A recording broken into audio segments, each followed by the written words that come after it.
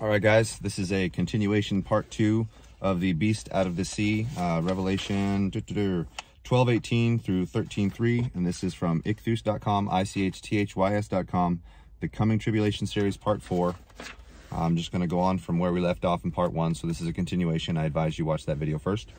We're talking about the continuation of the 4 seal trends, the different horses, that how they change into the second half, and really they don't fully change. They just morph into something actually worse during the Great Tribulation, because the beast has full power instead of just gaining power. So number 1 is the political exploitation and consolidation, seal number 1. Daniel 2:39 through 34. After you, Nebuchadnezzar, another kingdom will arise inferior to you, then a third kingdom after that, one of bronze, which will rule the whole earth. Then there will be a fourth kingdom, in other words, revived Rome, strong as iron, inasmuch as iron crushes and shatters everything, and like iron smashes everything. This fourth kingdom will crush and smash all of these other kingdoms. And in it that you saw that its feet and toes were part potter's clay and part iron, it will be a divided kingdom. But in that you saw iron joined to common clay, it will possess some of the strength of iron. And as to the toes of its feet, being partly clay, the part iron and part clay, the first literal end part of the kingdom, in other words, the 7 kingdoms, will be strong, but the other part of it, the 3 kingdoms, will be brittle. And in that you saw iron joined to common clay, there will be an attempt to join these 10 sub-kingdoms together in the seed of man. In other words, through the mixing of their populations, which, by the way, we're seeing that now. It never works out. It doesn't even work out during the tribulation, but he's still going to keep trying. But they will not bond to one another, just as iron cannot be joined to clay. Nationalism was made by God. It is a holy institution, in that it was made specifically to keep people separate in a way that they could all go off and learn and grow and know God, if they so desired. And it also protects them a little bit against Satan, like this. Although this passage deals primarily with revived Rome, it also suggests that the method of unification attempted within the 10 kingdoms will likewise be attempted worldwide to a greater or lesser degree, just like it is now. No doubt with equally questionable results. The reason for this failure is that the devil and his antichrist, in spite of all the power they dispose of at that time, will nonetheless be incapable of altering the human language patterns and inherent disposition to nationalism instilled by God himself at the division of nations at Babel. See Genesis 11:1 through 9 to see the confounding of the nations. Nevertheless, we should not underestimate the pain and suffering that this attempt on the part of the devil and the beast to create a new politically homogenized one-world Babel will cause. Furthermore, just as the rider on the white horse went out conquering and did conquer, Revelation 6:2 in the Greek, so we may expect Antichrist will enjoy some measure of success in his initial efforts, even if it ultimately is unsuccessful in the main. 2. Social homogenization, seal 2, Daniel 7:25. And he, Antichrist, will speak words against the Most High, and he will persecute the saints of the Most High God, and he will plot to change the times and the law. That's something we need to watch out for, by the way. That'll be a way that we know it's Antichrist coming. He may be a proponent of this before he ever gets around to do it as well. And they, in other words, believers, the saints, will be given into his hand for a time and times and half a time. In other words, for the duration of the Great Tribulation, 3.5 years. The second major tribulational trend, exemplified by the red horse, is to take away social peace from the earth through the creation of civil discord. Just as the first seal trend sees a transformation from exterior conquest to interior enforcement and domination, so this second trend will also undergo a like transformation, with Antichrist's efforts now switching from the incitement of differences for the sake of creating political opportunities to an enforced homogenization of the realms under his control. As we can see from the juxtaposition of elements in Daniel 7:25 that we just read above, a large portion of Antichrist's changing of times and laws will involve the forcible imposition of a satanic religion upon the world, resulting in the persecution of believers. But the beast's essential goal of completely eradicating the ingrained law of God at work in the human heart will not succeed, despite all the draconian methods and policies imposed above. God's basic ground rules limiting the devil's activities in human history have as an essential part of their purpose the preservation of each individual's ability to choose for or against God in the person of his Son, Jesus Christ. Nevertheless, the extent to which the availability of the gospel truth and the faithful following Jesus through that truth, following of Jesus through that truth, will be attacked by the devil and the beast in the course of the great persecution. And the course of the great persecution will come closer to eradicating this essential principle than ever before in human history. It's going to feel like there's no believers left, even though there will be. Isaiah describes this development by prophesying that mankind will at this time break the everlasting covenant, Isaiah 24:5, a reference to the effect of removal the effective removal to a significant and unprecedented degree of any ability to hear or receive the truth of the gospel or grow in the word. See also 2 Peter 2:21. It is coming. It's going to feel like a desert, like there's no water of the word anywhere. The only previous worldwide precedent in this situation obtained when Nimrod organized a similarly exclusive religion, universal religion rather, during the building of the Tower of Babel. Genesis 11:1-9 again. And as is the historical parallel, so is in the case of Antichrist's religion and the great persecution it sponsors and spawns. God will not allow such things to continue on forever, or to even reach a point where faith is entirely wiped off the earth. That will not happen. There will always be a remnant, even if it's tiny. This one fact alone should encourage the faithful who anticipate or experience these things. For an end will come to such evil, and an end which the faithful will see with their own eyes, if only they remain faithful to the end. Joel 2:30-32. It is also a certainty, given the perfect and gracious character of our God, that in no case will any individual who truly desires it be deprived of salvation or spiritual growth, despite the severe restrictions upon believers, actual and potential in those days. For nothing is impossible for our God. Genesis 18:14, Job 42:2, Jeremiah 32:17, Matthew 19:26, Luke 1:37, and 18:27. Remember that. As long as we hold on to him, it's not going anywhere. Nobody can take it from us, no matter how scary they are in our face. Once saved, always saved is nonsense.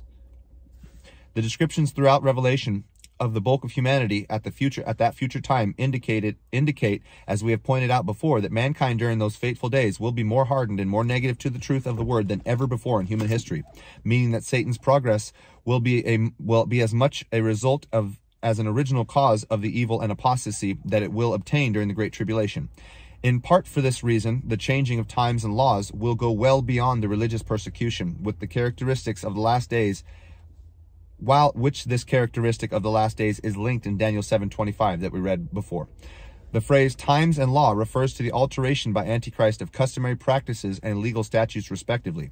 In his attempt to homogenize humanity, the beast will make every effort to neutralize both the specifically statutory and more general norms of customary behavior, in other words, morality and all of that. His purpose will be to cause every human being to break with the traditions of the past insofar as they can be achieved, in the same manner that cults strive to sever all their victims' prior association to better control them and command their loyalty. And I'll say that communism is like that too. Same thing with overt fascism. They're both basically the same thing, two sides of the same evil coin. As in the French Revolution, we may expect to see some of these changes to be only mildly wrenching and awkward in their implementation, like the decimal system, in which is workable in some arenas for its many faults. Many things are more normally and naturally divisible by 2 or 3 or 12, while feet and pounds are very needful and workable divisions for which the metric system has no suitable replacements. So, yeah. Other attempts are likely to be both more onerous and more unworkable. In other words, the abolition of Sunday as a day of rest during the French Revolution, which soon resulted in draft animals dropping dead all over France, for example. But unlike earlier examples, during the Great Tribulation, the population of the earth will enjoy no respite from Antichrist's oppressive decrees until the return of Jesus Christ.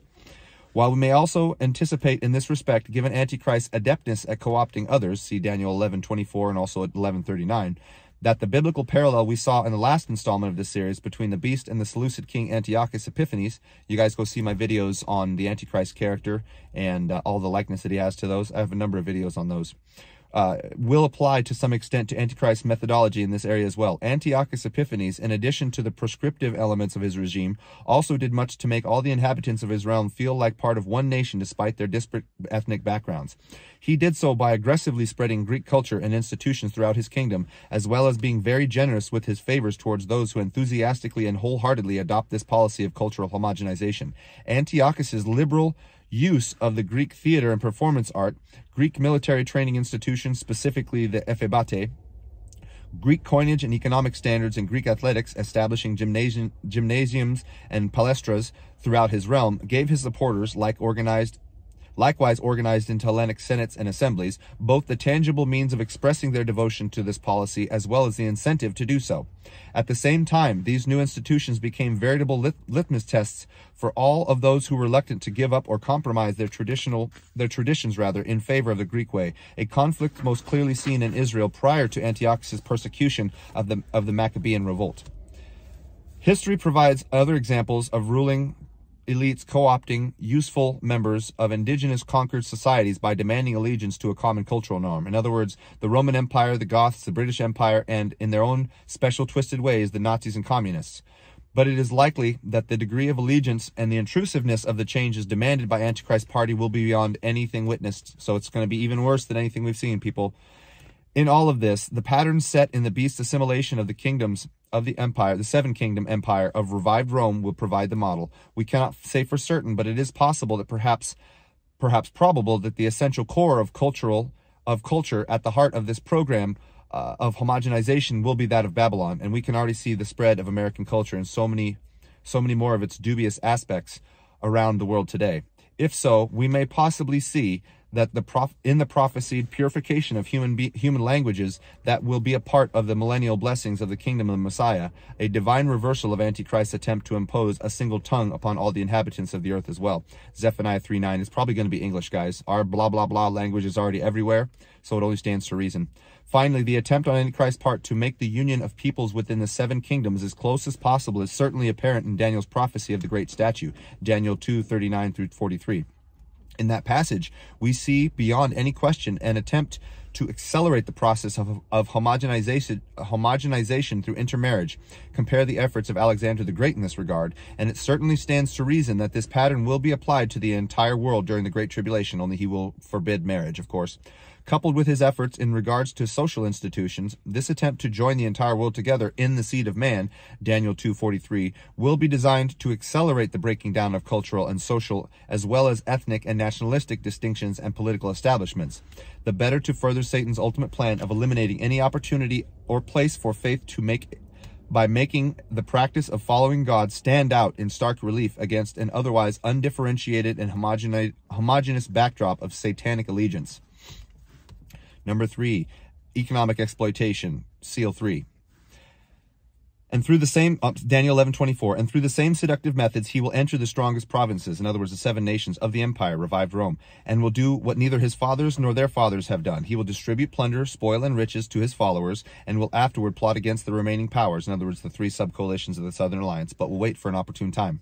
Daniel 11:39. He, Antichrist, will treat with conspiratorial gatherings in the preeminent powers, i.e. the nations of the military and monetary strength, with the help of his foreign god, in other words, the devil, whom he will greatly honor, and he will put these individuals in charge of the majority populations, and will also distribute territories to them as a reward.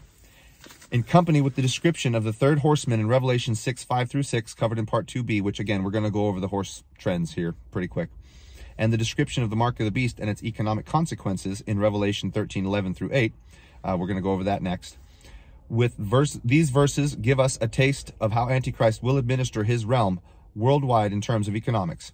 From all these passages, and indeed from what we know about the beast generally, it seems clear that the economic system that will obtain during the Great Tribulation will merely be one of gross exploitation designed only to supply the military needs of Antichrist's kingdom, to enrich his supporters, and to reduce everyone else to such a state of subservient survival that the means of revolt will not lie readily at hand. The privileged Babylon will constitute an exception to this rule. Those of us here in the United States are not going to have the same unfortunate experience as the rest of the world. This much is clear. Habakkuk 1:1, 1:16 through 17, 2:6, Revelation 17:1 through 6, 18:1 through 34. But this very fact will play no small role in the growing jealousy that will eventually contribute to her destruction. Also, him seeing Babylon not completely kill off all of its believers as well, I'm sure, will be part of the reason why he destroys this place. Revelation 17:15 through 18. And finally, the fourth seal, ruthless and lawless disregard for life. Isaiah 14:16 through 7. Those who look at you will contemplate you, they will consider you. Is this the man who confounded the earth, who shook the foundations of the nations? He made the world like a desert and trampled its cities underfoot. He did not let its prisoners go home, like Nebuchadnezzar did. So that was a contrast there, by the way, because no other king has done that yet except Antichrist. So that verse was specifically about Antichrist. Just as the beast's political, social, and economic policies during the tribulation's final 3.5 years, as outlined in the sections immediately above, will continue, the ones we just read, will continue. the pattern prophesied in the first 3 seal trends, Revelation 6, so we can see in the 4th seal trend the continuing and accelerating ruthlessness and contempt for which Antichrist will treat human life in general during the Great Tribulation. In the verses above, Isaiah 14, 16 through 17, we can glean from the beast's shaking of the earth so that its kingdoms trembled and its terror inspired by his methods. His making the world like a desert and the trampling of its cities clearly reflects the devastation that Antichrist will wreak upon the earth in the process of consolidating and administering his realm. Finally, we can also see in the statement that he did not let the prisoners go home, a policy of widespread mistreatment of those enemies, actual and potential, not killed outright. This phrase, without a doubt, encompasses population deportation, Isaiah 23:6, hostage taking on a grand scale, Habakkuk 1:9, and a mass incarceration or concentration of prison camps, which I think will be the rule in Babylon versus the exception. See Psalm 79:11, 102:13 through 20, Isaiah 14:2, 42:7, 49:9, 49:24 through 25, 51:14, 61:1, Zechariah 9:11 through 12, and Luke 4:18. That's going to conclude this 2-part series. Ichthus.com, ICHTHYS.com. Again, this was part 4 of the Coming Tribulation series. I am going to continue on. Our next video will be the Beast Prophet and Worldwide Anti-Christian Religion. Talk to you soon, guys. And actually, I think I already did that video, so I'll see what's going on there and adjust accordingly, but you'll see the next video here pretty quick. Bless you guys. Comment, subscribe, share, let people know what's coming. That's the whole point of this ministry, I think. I will, again, be throwing in some teaching like I did earlier today because I get requests, and feel free to send them my way. I'm a limited man. I'm only one person. I don't have help with editing or any of those things, and considering the job situation, it'll be real difficult to put in far too many hours because I still have to be working in that direction on some level. But I have faith the Lord will take care of me just the same way I have faith that he will take care of you so long as you stick with him, guys. Bless you. Talk to you soon.